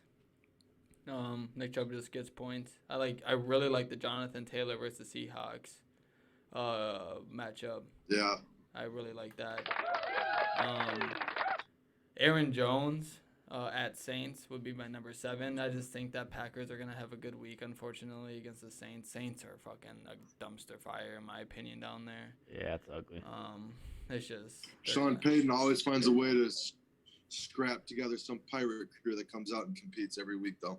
Yeah, honestly, I wouldn't even be surprised if Jameis has, a decent, fantasy week, over and over again, too. He might have a good fantasy year just because of the way that he plays. He just airs that thing out. Well, I feel like playing catch up too. They're gonna be doing nothing but throwing. Yep. And then Kamara doesn't even run anyways. He fucking catches the ball. He's just basically a receiver. So. Yep. Then I didn't even put Kamara on my list, so that's a fucking mistake. Yeah, we'll live with it. Whatever. I probably actually would have put him around. If I'm being real, I would have took Najee off and probably slide him into that 8th spot. I guess he just slipped my mind. I like your next one on here. But yeah, James Robinson I like against the Texans. I think that he's just going to run all over that team. Well, I think James is going to get more opportunities than people think. I get T-Law's the man, but I think they're going to ease him in. I think Robinson's going to take the load for a little bit. Yeah. Gibson, good PPR option. Yeah, I think he has a good matchup at home against the Chargers. And I like Najee Harris. I mean, the Bills are a little bit tough, but like I said, I probably would have kicked Kamara at 8, and then I would have just shifted the list down. But yeah, I forgot to put Kamara on it. Whatever. Wide receivers, another bold prediction. Oh boy, I didn't see that coming. So Justin Jefferson at Bengals, so that's why I have Kirk Cousins on the top 10 list. I think Justin Jefferson's going to come out and have a huge... Oh, my bad. I should probably let you guys debrief on the running backs. What would you guys change on, how would you guys rank them? Well, it's hard to really argue with your top 3 just because Simple fact, I think, I mean, those are the best guys in football. I don't think there's any reason they should be outside the top 3 any given week, really. I like what you said with Eckler. I think he's going to be solid. I just don't like the matchup versus Washington. Agreed. Yep. That's honestly where I would probably just throw James Robinson up there. I think he's going to have a great week. Wow. I'd throw him all the way up there.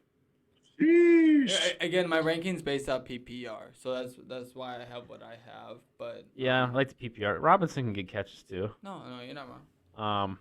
Other than that, I mean, I really don't have a problem with the rest of your list. You know, maybe Kamara could have a tough week too. Like he could be out of the top 10. I would put him in the top 10 though. I just totally slipped. I'm not a fan of Alvin Kamara. I'm like probably one of his biggest haters. I get what you were saying with Najee out of the top 10. Bring Kamara in and slide him wherever. Outside, Buffalo's tough, but down the stretch, I know we're just doing week 1 right now. Najee's going to be a beast, dude. Facts. But other than that, it's a solid list. Yeah, for me, I would take Eckler, put him probably down around 8, 9. Personally, I want to see it. Instead, I'm going to shout out my boy Bryson. I'm going to put Jonathan Taylor there. I love that matchup versus the Seahawks. With such shaky quarterback play and questionable wide receiver play, I just think they're going to ride the hell out of Taylor. Yeah, I think he'll get 25 carries to 30 carries on the ground. I think he'll probably get about 5 to 10. Not 10. I'll say he'll get about 5 to 7 targets and for about 4 or 5 receptions. I'll give him 1 to 2 touchdowns, like 1.5 touchdowns. So I think he'll go for over 100 yards and then get a couple receptions in there too. So I love that. And the Seahawks defense is very average. They're pretty Nick bad. Chubb. Yeah, Nick Chubb. He's going to be in the end zone a lot. I think that's why I don't necessarily like the matchup against the Chiefs. But the thing with the Chiefs is you got to put up points. So even if they target Kareem Hunt, say on the high end, 10 to 12 targets a game against the Chiefs, it's going to be, for the most part, Nick Chubb punching it in. So say he gets 2 touchdowns, and I don't even think that's really outside of the realm of possibilities. I think that's pretty likely. That's going to be massive to go along with 80 to 100 rushing yards and maybe 1 or 2 receptions. A side note, I think Kareem Hunt could have a huge game too, just like one of them type of revenge games against the Chiefs. Just putting it out there. Kareem Hunt, I could see that happen. That'd be fun. Well, yeah, I mean that's the thing with the Brownies, which is interesting, is Kareem Hunt and Nick Chubb both finished top 10 fantasy running backs last year. Yeah, and I expect them to do something similar, at least both be top 20 at the minimum. Yeah, so, and then I think I like I'd move James Robinson up a spot too, and I'd also probably move Antonio Gibson up a spot. Would you put Kamara in the top 10 against the Packers? Yeah, oh yeah. I think my list would end up being, I like Dalvin Cook. For me, it's not really an injury thing. I just think that the Vikings go up early and then they just ride Cook. But yeah. I like that. My 4 would be Jonathan Taylor. 5, Nick Chubb. 6, I'd probably put Kamara there. And then from there, 7, James Robinson. 8, Eckler. 9, Gibson. And then 10, I don't want to say it, but I'll give it to Aaron Jones. All right. Cool. Sick, bro. Sick, bro. Let's go. All right, so receivers? Sure. So, number 1, I got Justin Jefferson against the Bengals. God. He's going to get guarded by Eli Apple. Expect this man to eat 200 yards, 2 touchdowns, and 30 yards rushing. Let's go. 30 yards rushing. 30 yards rushing. End the round. Let's go. Then number 2, I got Devontae Adams. Expect a big week out of Devontae Adams against the Saints. Marshawn Lattimore, cool. It doesn't matter. DeAndre Hopkins, he's going to have a big week against the Titans. Tyreek Hill, he always just catches bombs. Calvin Ridley, I like actually Calvin Ridley a lot this week. Buy him in DraftKings. if you can. If he's cheaper than all the other guys. Julio Jones, I think, is going to have a big week. Mike Evans on Thursday. I think, it could be really anyone for the Bucs. I just picked Mike Evans over Godwin just because Cowboys secondary is butts. Amari Cooper, I expect also to have a good game. And then DK Metcalf against the Colts. I think DK's going to have a really big year. And then DJ Chark. DJ Chark, gross. Wow, you don't like Chark. I just like the matchup this week. Just throw him in there. I think he's going to be T-Law's favorite. I think he's going to catch some touchdowns. No, he's not, dude. Oh, my God. You're on the hype train. He's going to do Laviska Shenault or whatever. But I just think DJ Chark's just going to be the he's going to be that veteran guy. Top 10, dude. Holy shit. That's what I did this week, bro. You don't have to agree with me. I don't. Good.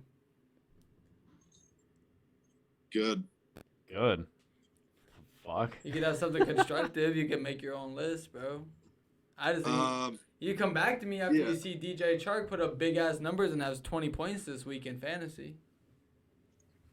I'll throw Pittman up there for Seattle. God, you guys are big year. I'm not. All right, DJ Chark. You're basic. That's your problem. You're disgusting. Oh, whatever. Put someone else in there. Give us a dark horse. A dark horse. I don't really know if it classifies as a dark horse. I'll pick someone that's not in the 10. For me, I think CeeDee Lamb has a bigger game than Cooper. Versus Tampa, huh? I think still, especially starting off, they're going to key in on Cooper real heavy and just throw it to CeeDee. Like, CeeDee's just going to have more targets. He'll be open a little bit more. So I personally, I also like Lamb a little bit more, but I think Allen Robinson should be in here too. They're going to have to air the ball out if they want to keep up with LA. As I just said, it was going to be 14-13. Versus Ramsey? Jalen Ramsey? With Andy Dalton throwing the ball. Like, at least, I don't know. Okay. I like Allen Robinson, though. I like A-Rob. He's going to get targets, bro. He's going to get 15 targets. I'd call that a Mooney game. Not with Ramsey over there, dude. Yeah. I guess I don't buy into the Ramsey hype, but it's nothing to buy into. His numbers don't lie, bro. Honestly, I think for me, I'm going AJ Brown instead of Julio. He's just the one who's been hurt more so far. So I'm just kind of. Isn't Julio hurt too, though? They both are. I just don't know. I just think Julio could come out swinging just because he's been jaded and he's really new team. talented. Yeah, I think kind of too, like what you said. As much as I want to put Jefferson in 1, I'm probably gonna go D-Hop 1, Tyreek 2, Ridley 3, Jefferson 4, Devontae 5. And then from there, honestly, I think it's a crapshoot. The receivers, there's so many that are going to be, similar points. That's why, it's kind of interchangeable after the top 5. Because, honestly, it could be, a bunch of players having top 10 numbers. So, listen. Oh, actually, here's the guy I want to, my dark horse. DJ Moore. Oh. Okay. So, before you, I was going to say, what'd you have Josh Allen at? On the quarterback list? Oh, yeah. Oh, yeah. What the fuck? Stephon Diggs isn't even in here. Oh, yeah. I was going to say Diggs. I'll be honest. I made this list literally, an hour before we recorded, on my phone while I was, snacking on some food. So, I missed some players. I didn't, have I just was doing it based off my head. I wasn't looking at, any rankings or anything. So, I'm going to miss a couple guys. So, yeah, Diggs I definitely would have thrown up here and threw Chark off. And I would have had Diggs probably around right after Ridley. That's where I would have had Diggs. So that's Diggs isn't even a dark horse, dude. What? I'd throw Diggs at 4.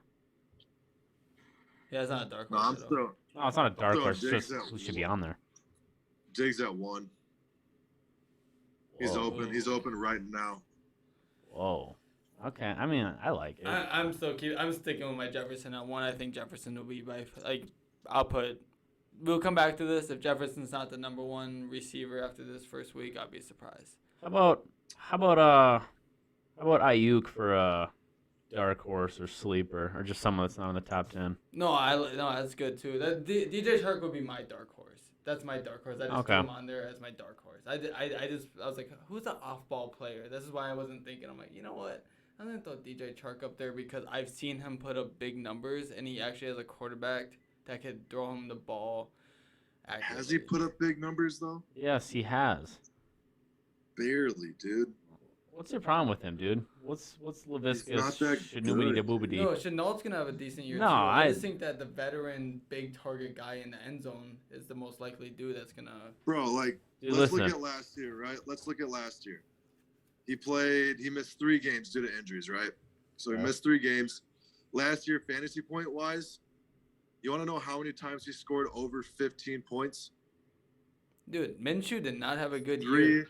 times. Okay, let's go the year before, right? Jags just weren't good. Let's go the year before. Yeah, 1,000-yard season. Sure. 1,000 yards isn't that cool anymore in the NFL, dude. Okay, let's just discredit him then. All right. I'm just saying, bro. Like he's not. Like I don't like. I mean, he gets tutties too. What does he do that's so bad? He's a solid player. It doesn't do anything wrong. Here's my thing. He's a 20-point potential. Not solid, but you guys are putting him in there in your top 10. Like that's. I don't know, dude. That was his dark horse pick. Crazy. I just threw in That's a random stupid ass dark horse pick. Stupid. Stupid. All right. I'm just playing. Holy Jeez, fuck, man. All right. I'm kidding. I'm saying we can come back. We can come back to it next week, and we can see how many points DJ Chark puts up. Nah, dude, we can box. I don't even care. Let's box. Says the kid that just traded a 2nd-round pick for a career backup. Good trade. Yeah, Jesus. 2024, dude. Kyle Trask had a good season, a good preseason. Kyle Trask is a career backup. Big flex, bro. Who cares, dude? It's a 2nd-round pick in 2024.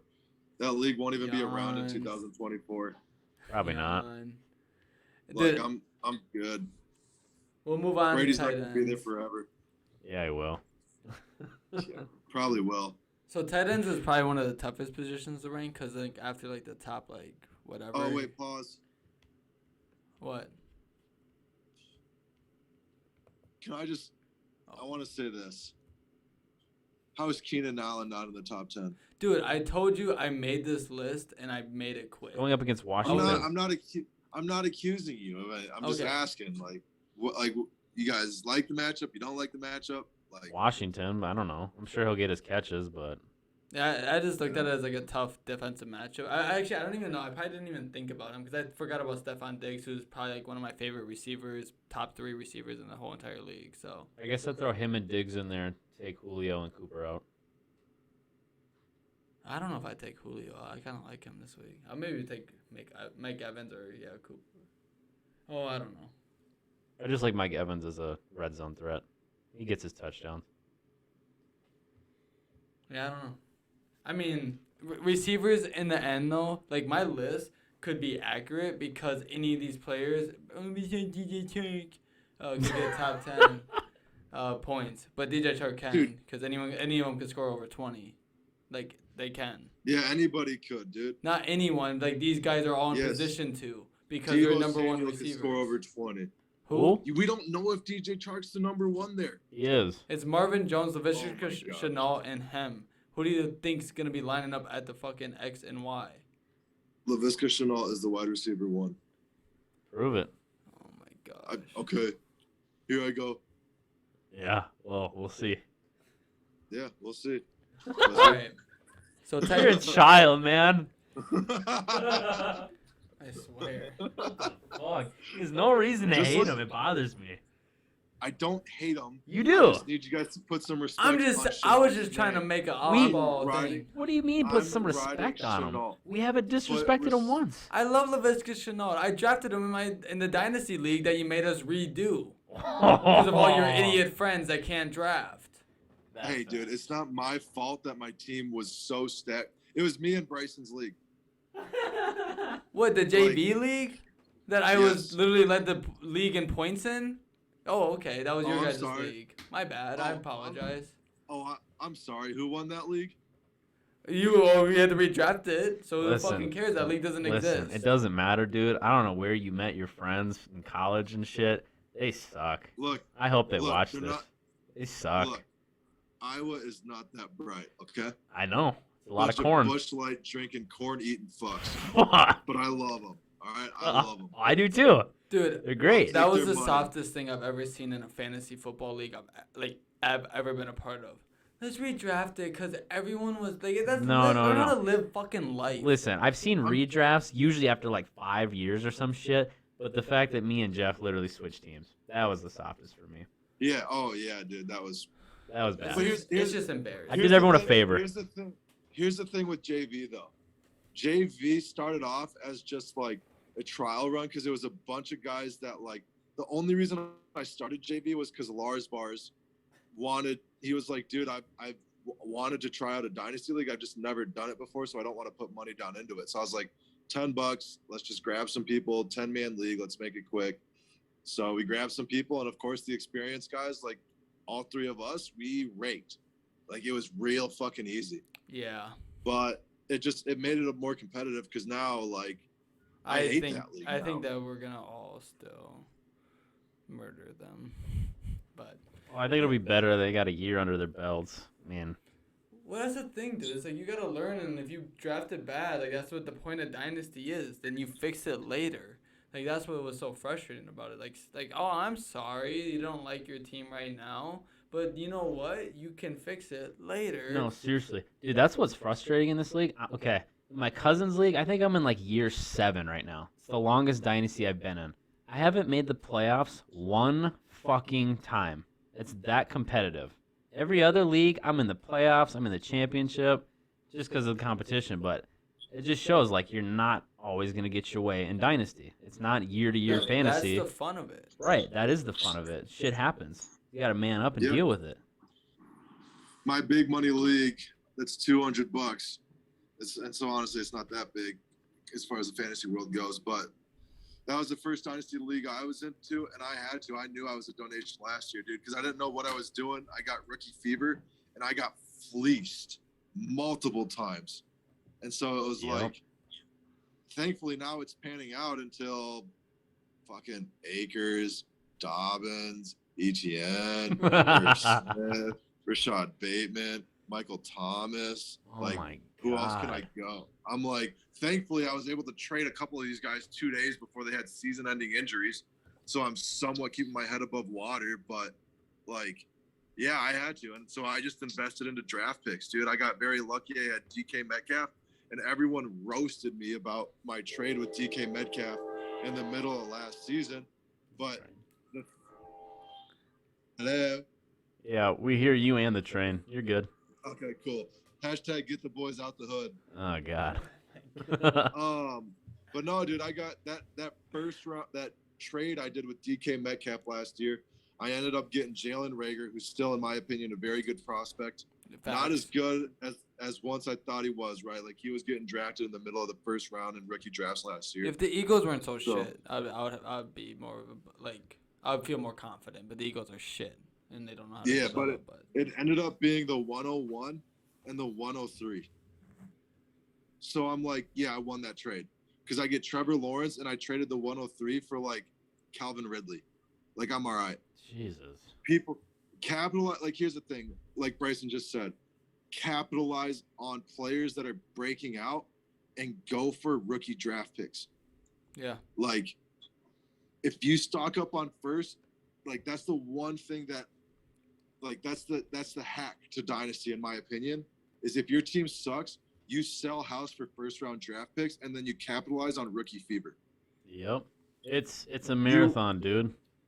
You wait about 2 weeks to a week before the draft, see kind of who's biting if someone has their guy, and then you wait about 2 to 3 weeks after, or even around like the first week of preseason when everyone sees it for the first time and they've been football deprived for X amount of months, and you just cash. Like, dude, the amount of Kyle Pitts, dude, for like Kyle Pitts goes what? Like, let's say like the 106 to the 108.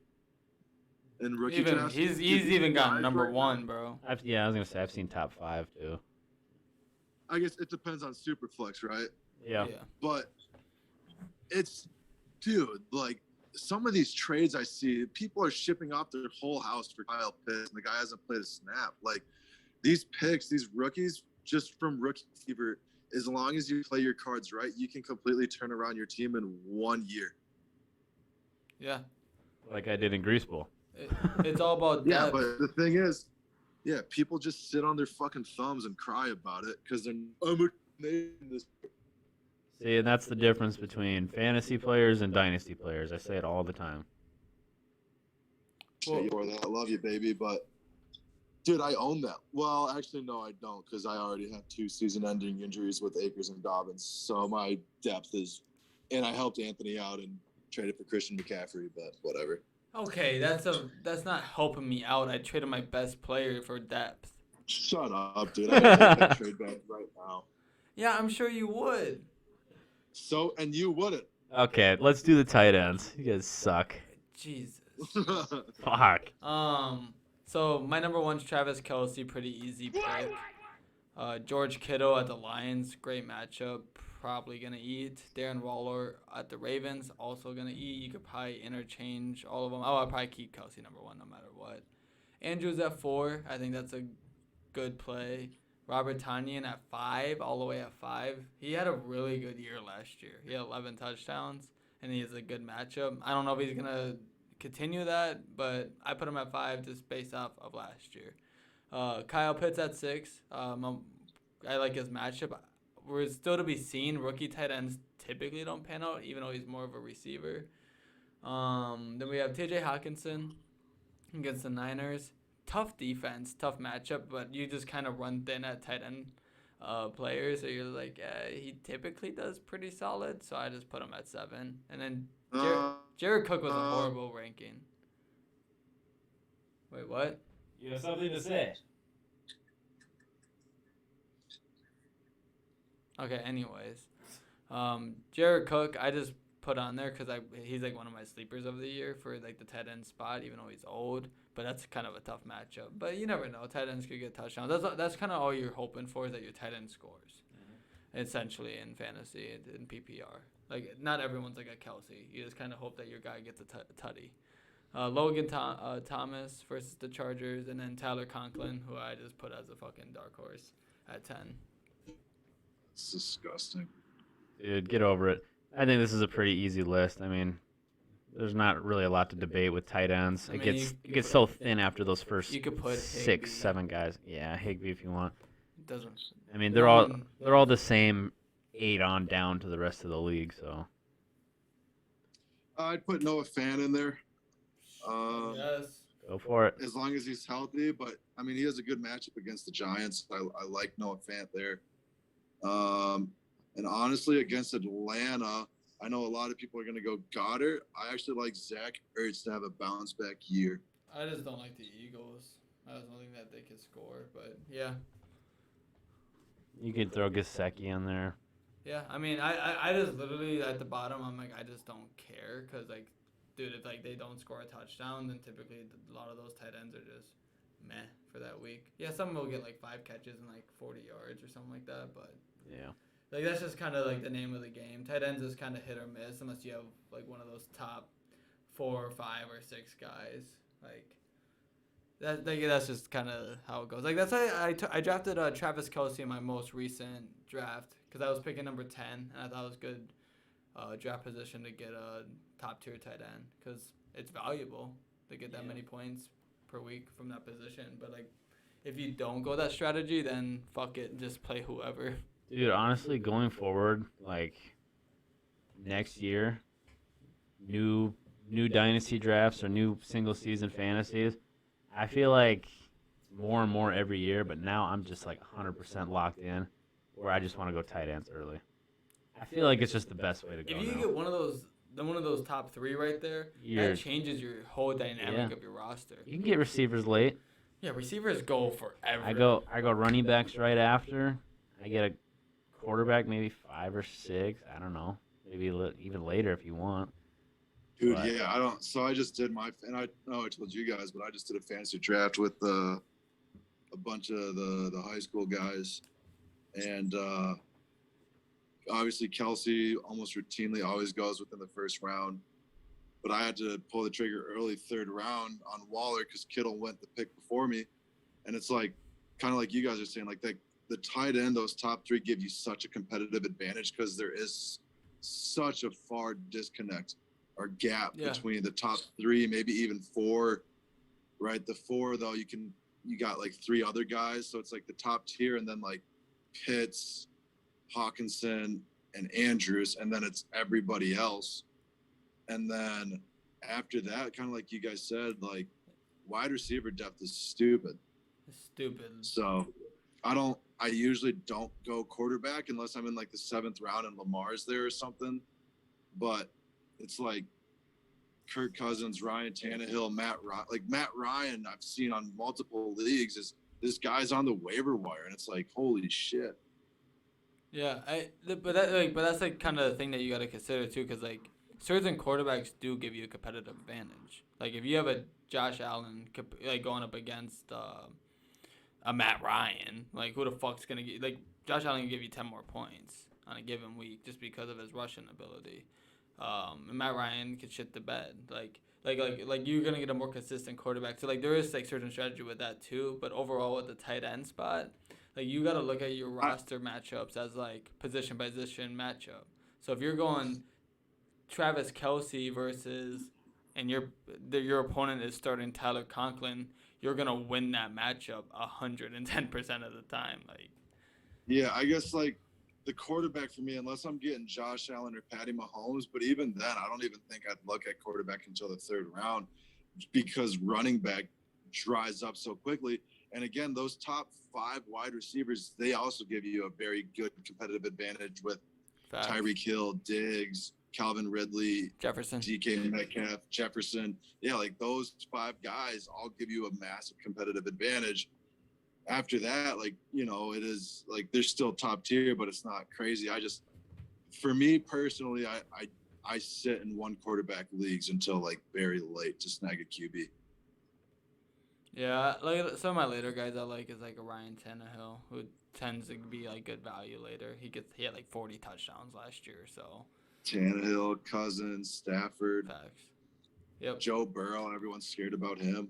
Yeah, I actually really like the first 3 that you said. Like those 3, like if you're trying to go with like get a quarterback later in the round, get a guy like Tannehill, Stafford, or Cousins, because like those guys get touchdowns, and like they just do their job. Like you're gonna get 20 to 30 points from them each week in fantasy.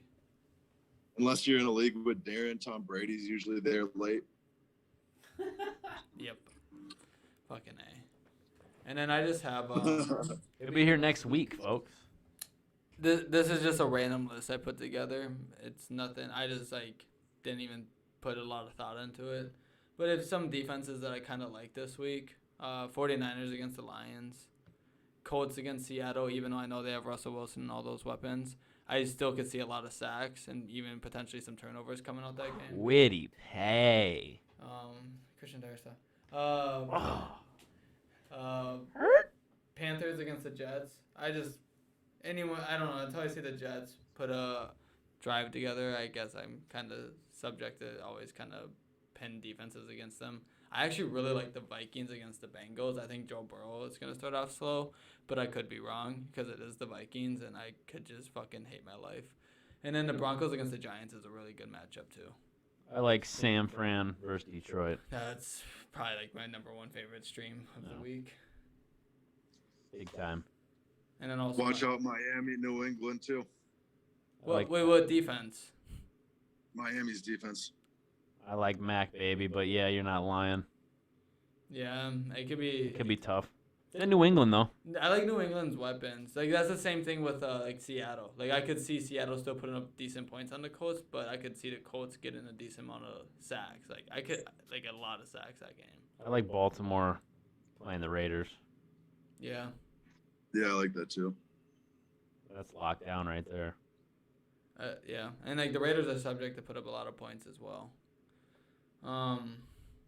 And then I guess fantasy football wise, like overall, like if you guys want to have any more takes, the camera's about to die anytime now. But if you guys have anything else that you want to throw out there for this first week 1 of football, like stardom, sit-ems, hot takes, anything.